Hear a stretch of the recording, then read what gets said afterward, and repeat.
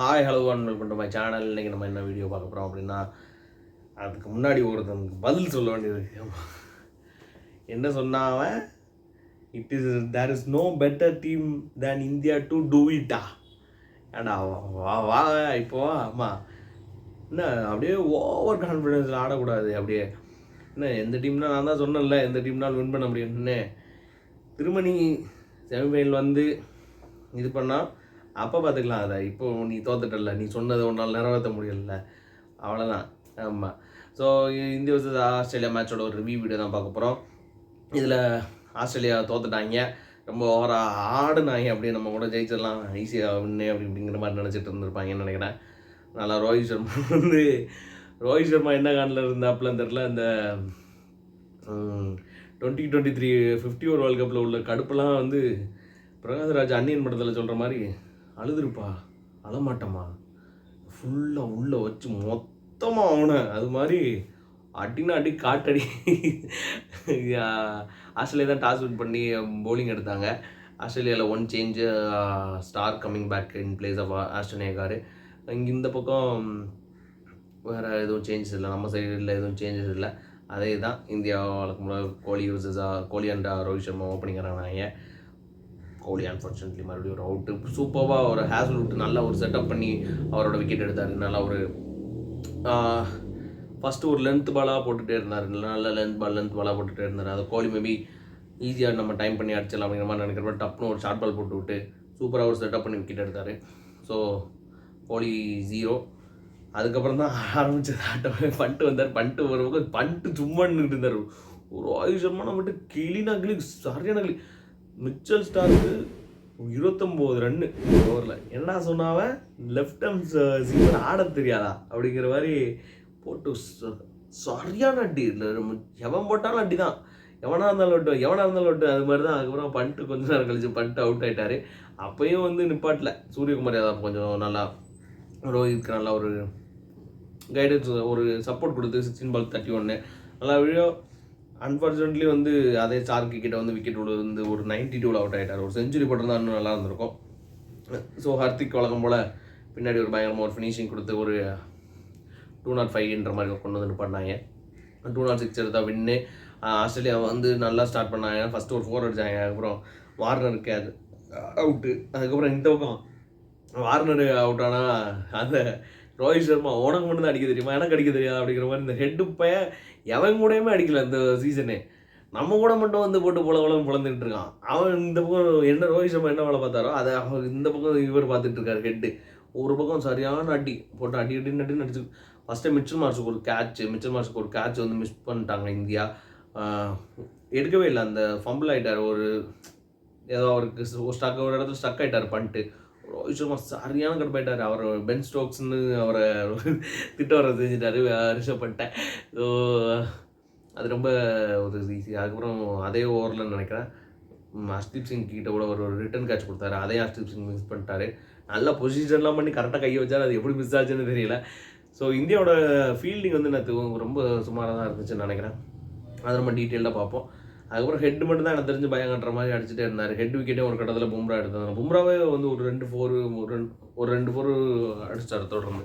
So ஹெட்டை மட்டும்தான் ஒரு பயமுறுத்தும் விதமாக ஹெட் நின்றுக்கிட்டே இருந்தார். ஆனால் ஹெட்டே பும்ரா எடுத்தப்பே அங்கேயே மேட்ச் முடிஞ்சு. டிம் டேவிட் ஒரு கட்டத்தில் நான் டிம் டேவிட் பக்கத்தில் எடுத்துகிட்டு போயிடுவார் அப்படின்னு நினச்சேன். பட் டிம் டேவிட் வந்து அந்தளவுக்கு ஒரு பிக் மேட்ச் பிளேயராக இது வரைக்கும் பெருசாக ஒரு ப்ரூவ் பண்ணதில்லை. ஸோ டிம் டேவிடும் அதுக்கப்புறம் அவுட் ஆகிட்டார். ஈஸி வின் ஃபார் இந்தியா தான் நான் சொல்லுவேன். ஏன்னா எக்ஸப்ட் ஹெட்டை தவிர்த்து அங்கே யாருமே பெர்ஃபார்ம் பண்ணல. பவுலிங்காக இருக்கட்டும், பேட்டிங்காக இருக்கட்டும், யாருமே பெருசாக பெர்ஃபார்ம் பண்ணல. ஸோ இட்ஸ் ரொம்ப ஒரு கன்வின்சிங்கான விக்டரி தான் இந்தியாவுக்கு வந்து ஆஸ்திரேலியா அகேன்ஸ்ட் தான். ஆஸ்திரேலியா இன்கேஸ் நம்ம திரும்ப ஆஸ்திரேலியா கூட ஒரு ஃபைனல் ஆடுற மாதிரி வந்தால் கூட, ஒரு வேளை இன்றைக்கி ஆப்கானிஸ்தான் தோற்று ஆஸ்திரேலியா திரும்ப வந்து ஃபைனல் வந்தால் கூட நம்ம அங்கேயும் அவங்கள அடிக்கணும், அங்கேயும் போட்டு புழக்கணும் அவங்கள. அதுதான் நடக்கணும். ஏன்னா இங்கே அடிக்கிறது பெருசு இல்லை. இன்கேஸ் அவங்க ஃபைனல் வந்து தோத்துட்டு அவங்க மறுபடியும் சொல்லுவாங்க, நாங்கள் தான் பிக் மேட்ச் பிளேயர்ஸ், நீங்களாம் ஒன்றும் கிடையாது அப்படின்னு. அந்த மாதிரி வைக்கக்கூடாது. அவங்கள வந்து ஃபைனலில் அடித்து நம்ம வின் பண்ணுற மாதிரி ஒரு சாட்டிஸ்ஃபேக்ஷன் வரவே வராது. ஸோ அதை நம்ம என்னென்னு பார்க்கலாம். ஓகே, 2 டீமில் என்ன பெட்டராக பண்ணாங்க அப்படின்னா, எனக்கு தெரிஞ்சு இந்தியாவில் வந்து பேட்டிங் சூப்பராக பண்ணாங்க. ரோஹித் சர்மா நல்லா பண்ணார். சூரியகுமார் யாதவ் நல்லா ஒரு கம்பெனி கொடுத்தாரு. இவர் யார், ஹர்திக் பாண்டியா நல்லா ஒரு ஃபினிஷ் பண்ணார். ரோஹித் சர்மாவோட பேட்டிங் பொறுத்த வரைக்கும் அவர் எங்கேயுமே ஒரு ஸ்ட்ரக்காகவோ இல்லை ஒரு நிற்கவோ இல்லை. பாண்டிங் கூட சொல்லிட்டு நான் கம்மின்ஸ்லாம் எவனும் ஸ்லாக் ஸ்வீப் அடித்து நான் பார்த்ததே இல்லை அப்படிங்கிற மாதிரி. அந்த மாதிரி ஒரு அடி அவன் போட்டு சரியான ஒரு இன்டென்ட்டில் ஒரு வெறி தெரிஞ்சது அந்த இன்னிங்ஸில். அது ஏன்னு தெரில, மேபி அந்த உண்மையிலே நான் சொன்ன மாதிரி அந்த 23 வேர்ல்ட் கப்போட இம்பேக்ட் இன்னும் அவருக்குள்ளே இருக்கா இல்லை அது என்னன்னு தெரியலை. ஸோ அது ஒரு பயங்கரமான ஒரு இன்னிங்ஸு. ஹர்திக் பாண்டியாவும் அதே மாதிரி நல்லா சுற்றுற மாதிரியே இருக்குது. ஆனால் அந்த பிராவோ அடிப்பார் இப்படி கண்ணு பேட்டு எங்கிட்ட போவோம், கண்ணு எங்கிட்ட போவோம், ஆனால் பால் 6க்கு போவோம். அது மாதிரி ஹர்திக் பாண்டியா அடிச்சிட்டு இருந்தார். ஸோ ஹர்திக் பாண்டியாவும் ஒரு பெரிய செட்டு. ஸோ இவங்க ஆஸ்திரேலியா சைடில் ஹெட்டை தவிர வேறு யாருமே அது சரியாக பெர்ஃபார்ம் பண்ணலான்னு நினைக்கிறேன். ஏன்னா ஹெட் மட்டும் தான் நல்லா ஒரு 76 அடித்தார். மார்ஷ் ஓரளவு கம்பெனி கொடுத்தாரு ஹெட்டுக்கு. 28 பால்ஸு 37 ரன்ஸு. அந்த இன்னிங்ஸில் ஒரு ஃப்ளூயன்சி இல்லை மார்ஷ் கிட்ட, ஒரு 2 ட்ராப்பு.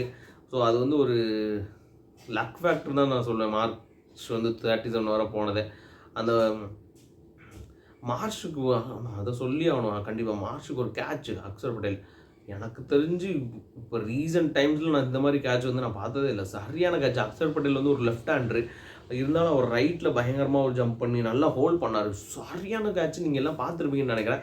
ஸோ ரொம்ப ஒரு கஷ்டமான கேட்சை ஈஸியாக எடுத்து அங்கே தான் ஒரு அதுதான் ஒரு இன்டியூஸ் பண்ணிச்சு அவங்களுக்குள்ள ஒரு நம்ம ஒரு சோக் பண்ணுற மாதிரி. சோக்குன்னு இல்லை, அவங்க ஒரு ட்ரை பண்ணலாம் அப்படிங்கிற ஒரு இது கொடுத்துச்சுன்னு நினைக்கிறேன். ஏன்னா அதுக்கு முன்னாடி 2 பேரும் நல்லா விளையாடிட்டு இருந்தாங்க. அதுக்கப்புறம் அதுக்கு போனதுக்கப்புறம் கூட 8 overs 8 runsல கொண்டு வந்து நிப்பாட்டினார் ஹெட்டு.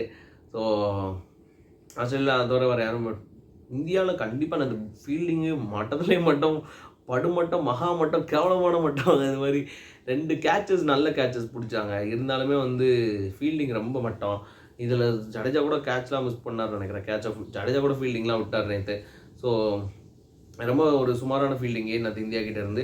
இதில் நேற்று மெடல் கொடுக்குறப்ப என்ன சொல்கிறது, ஐயோ அது முதல்ல நீ அந்த மெடல் கொடுக்குறது நிப்பாட்டு, அது மாதிரிலாம் சொல்ல மாட்டேன். ஏன்னா நல்ல ஃபீல்டிங் தான் இதுக்கு முன்னாடி பண்ணிட்டு இருந்தாங்க எவ்வளோ. ஆனால் இந்தியாவோட கேச்சிங் எஃபிஷியன்சி வந்து அவுட்ஃபீல்டு வந்து கிரவுண்ட் ஃபீல்டிங் நல்லா இருந்தாலுமே இந்தியாவோட கேச்சிங் எஃபிஷியன்சி வந்து இந்த டோர்னமெண்ட்டில் வந்து செகண்ட் ஃப்ரம் த பாட்டமாக இருக்குது. அது ஒரு பெரிய கன்சர்ன். ஏன்னா catches wins you the matches. நம்ம அது 2023 world cup Travis Head catch கூட இருக்கட்டும், நிறையா அப்புறம் சூரியகுமார் யாதவ், பாபர் அசாம் கூட ஒரு கேட்சாக இருக்கட்டும், நிறையா ஒரு கேட்சஸ் தான் ரொம்ப இம்பார்ட்டன்ட்டு. அதனால் கண்டிப்பாக கேட்சிங் இம்ப்ரூவ் பண்ணும். கிரவுண்ட் ஃபீல்டிங்கு நல்லா பண்ணிருந்தாங்க. இந்த மேட்ச்சு கிரவுண்ட் ஃபீல்டிங்கு போட்டு சொதப்பி கிண்டி குழப்பி எடுத்துட்டாங்க. இதுதான் எனக்கு தெரிஞ்சு இதுதான் அவங்க இன்னும் இம்ப்ரூவ் பண்ணணும்னு நினைக்கிறேன். இங்கே ஆஸ்திரேலியா சைடில் நிறையா இம்ப்ரூவ் பண்ணோம். பவுலிங்கில் ஒரு டிசிப்ளின் இல்லை அவங்கக்கிட்ட. நல்ல ஒரு லைனில் இருந்துச்சு, கண்டினியூஸாக போடலன்னு நினைக்கிறேன். ஹேஸ்லுட் தவிர வேறு யாருமே அங்கே ப்ராப்பராக போடல. மற்ற எல்லாருமே ரொம்ப சொதப்பினாங்க. ஹேஸ்லுட் ஹெட்டை கழிச்சுட்டா அது வந்து அவங்க ஒரு அசோசியேட் நேஷன் மாதிரி தான் விளாட்றாங்க ஆஸ்திரேலியா.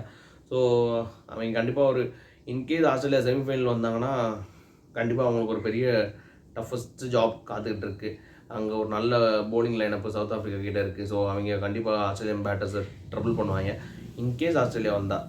ஆஸ்திரேலியா எனக்கு ஆப்கானிஸ்தான் தான் வரணும்னு ஆசை. பட் ஆப்கானிஸ்தான் தெரியல, மேபி ஆப்கானிஸ்தான் 115 தான் அடிச்சிருக்காங்க. அதை எப்படி டிஃபெண்ட் பண்ணுறாங்க அப்படின்னு சொல்லி தெரியலை. ஸோ நம்ம அதை வெயிட் பண்ணி தான் பார்க்கணும். இந்த பக்கம் வேறு குல்தீப் யாதவோட ஒரு ஸ்பெல்லு வந்து என்ன சொல்கிறது, சூப்பரான ஒரு ஸ்பெல்லு. ஒரு 200 சேஸு 2 டீம்லேயுமே ஒரு ரிட்டன். ஆஸ்திரேலியா கூட 180. அந்த மாதிரி ஒரு சுச்சுவேஷனில் குல்தீப் யாதவ் வந்து 4 overs 24 runs 2 wicket 6 எக்கானமியில் போடுறதெல்லாம் ஒரு வரப்பிரசாதம் மாதிரி குல்தீப் யாதவ் போடுறதெல்லாம். ஸோ அது ரொம்ப ஒரு பெரிய விஷயம். அதே மாதிரி மேக்ஸ்வெலுக்கு ஒரு பால் போட்டார். நான் நிறையா தடவை சொல்லியிருக்கேன், பும்ராக்கு அப்புறம் மேஜிக்கலான ஒரு டெலிவரி போட்டு விக்கெட் எடுக்கிற ஒரு கெப்பாசிட்டி வந்து குல்தீப் கிட்ட தான் இருக்குன்னு நினைக்கிறேன். நேற்று மேக்ஸ்வெலுக்கு அந்த மாதிரி ஒரு பால் தான், ஒரு லெக் ஸ்டிம்பில் குத்தி அவுட் சைட் லெக் கிட்டத்தட்ட சொன்னோம், அவுட் சைட் லெக்கில் குத்தி மிடில் அடிக்குது பால். ஸோ குல்தீப் யாதவ்லாம் என்ன பிச்செல்லாம் ஆடலாம். நீங்கள் யூஎஸ்ஏ பிச்சுக்கு அவர் செட் ஆக மாட்டாருன்னு அவர் உட்காரத்துலாம் எந்த அளவுக்கு கரெக்டுன்னு தெரியலை. ஸோ குல்தீப் யாதவோட ஒரு ஸ்பெல்லு நல்ல ஸ்பெல்லு. குல்தீப் யாதவ் எனக்கு தெரிஞ்சு இந்தியாவை அந்த ஹோல்ட் பண்ணி நினைக்கிறேன் வின் பண்ணுறதுக்கு. 4 overs 24 எல்லாருமே ஆடி வாங்குறாங்க. பும்ரா கூட ஆடி வாங்கிட்டு இருக்காரு. ஸோ குல்தீப் அந்த ஒரு எண்டை ஹோல்ட் பண்ணலன்னா அது ஒரு பெரிய பிரச்சனையாக இருக்கும். அதே மாதிரி அக்ஷர் பட்டேல் ஃபஸ்ட் ஓவரில் ஒரு 10 எவ்வளோ போச்சுன்னு நினைக்கிறேன். அதுக்கப்புறம் சூப்பராக அவரும் நிப்பாட்டி 3 overs 21 for 1 அந்த மாதிரி கொண்டு வந்து நிப்பாட்டினார். ஸோ 2 ஸ்பின்னர்ஸ் அது நல்லா டேண்டமாக ரொட்டேட் பண்ணி நல்லா சூப்பராக போட்டாங்க. ஸோ அவங்களோட ஒரு இம்பேக்ட் தான் பெரிய விஷயம் நினைக்கிறேன். 7 overs கிட்டத்தட்ட 45 for 3 wickets. ஸோ பெரிய விஷயம். 6.21 கூட கிடையாது எக்கானமி. ஸோ அதுதான் நேற்று நமக்கு பெரிய லெவலில் ஹெல்ப் பண்ணிச்சுன்னு நினைக்கிறேன். அதே மாதிரி பும்ராவுக்கு இது ஒரு ஆஃப் மேட்ச்னு நினைக்கிறேன். இருந்தால் அவர் ஹெட்டோட விக்கெட்டு இருந்தாலும் அவர் தான் எடுத்தார். பட் வந்து பும்ராவோட லெவலுக்கு நேற்று ஒரு கம்மியான பெர்ஃபார்மன்ஸோ அப்படின்னு சொல்லிட்டு நான் நினைக்கிறேன். மேபி அது ஒரு மேட்ச் ப்ரெஷராக இருக்கலாம், மற்ற சப்போர்ட் பவுலர் அடி வாங்குறதா இருக்கட்டும், ஹார்திக் பாண்டியா, ஸோ அதெல்லாம் கூட ஒரு ஃபேக்டர்ஸாக இருந்திருக்கலாம். ஸோ இதுதான் நேற்று நடந்துச்சு. பும்ரா வேறு நேற்று மேட்ச்சு ரிஷப் பண்ட் கூட நேற்று கீப்பிங் வந்து ரொம்ப சுமாராக பண்ணார். ரிஷப் பண்டோட கீப்பிங் எப்போயும் நல்லா பண்ணிருந்தார் இந்த டோர்னமெண்ட் ஃபுல்லாகவே. ரிஷப் பண்டோட கீப்பிங் நேற்று ரொம்ப ரொம்ப சுமாராக இருந்துச்சு. அது ஏன்னு தெரியலை. நிறையா ரோஹித் சர்மாலாம் போய் திட்டிருப்பார்னு நினைக்கிறேன் அவர் ட்ரெஸ்ஸிங் ரூம்குள்ளே விட்டு. பட் அது என்னன்னு தெரியலை. ஆனால் இதே மாதிரி இப்போ இந்தியா வந்து இந்த மாதிரி ஒரு ஃபீல்டிங்கை வந்து செமிஃபைனல்லையோ ஃபைனல்லையோ ரெப்ளிகேட் பண்ணாங்கன்னா இந்தியாவுக்கு வந்து கப்பு கிடையாது, வெங்களுக்கு கிண்ணம் கூட கிடைக்காது அது மாதிரி.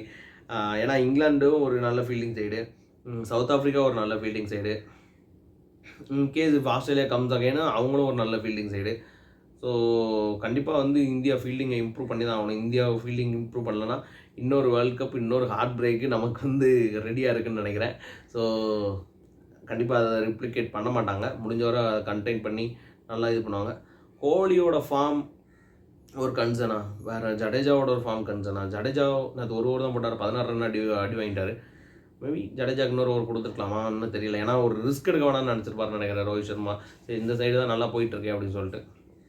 ஆனால் இருந்தால் ஜடேஜா அவர்கிட்ட ஒரு பெரிய இன்னிங்ஸ் வரணும், either from ball or bat.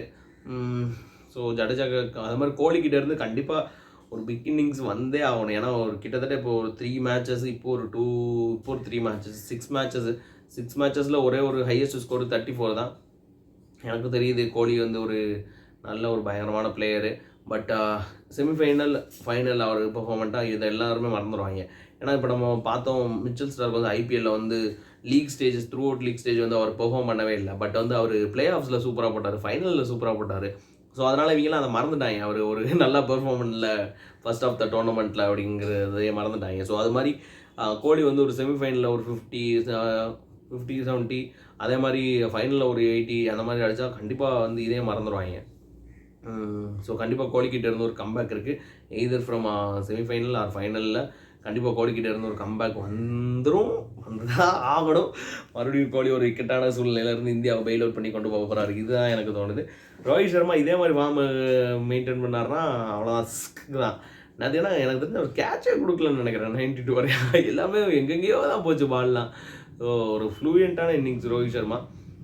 இந்த ஃபார்மே அவர் செமிஃபைனல் அண்ட் ஃபைனலில் கண்டினியூ பண்ணார்னா எவனாக இருந்தாலும் வெட்டும் அது மாதிரி தான். ஸோ இதுதான் இன்றைக்கி வீடியோ. உங்களுக்கு வீடியோ பிடிச்சிச்சுன்னா லைக் பண்ணுங்கள். அப்புறம் வேறு ஏதாவது ஒப்பீனியன்ஸ் இருந்தால் கமெண்ட் பண்ணுங்கள். அப்புறம் உங்கள் ஃப்ரெண்ட்ஸ்க்கு கொஞ்சம் ஷேர் பண்ணி விடுங்க. தேங்க்யூ.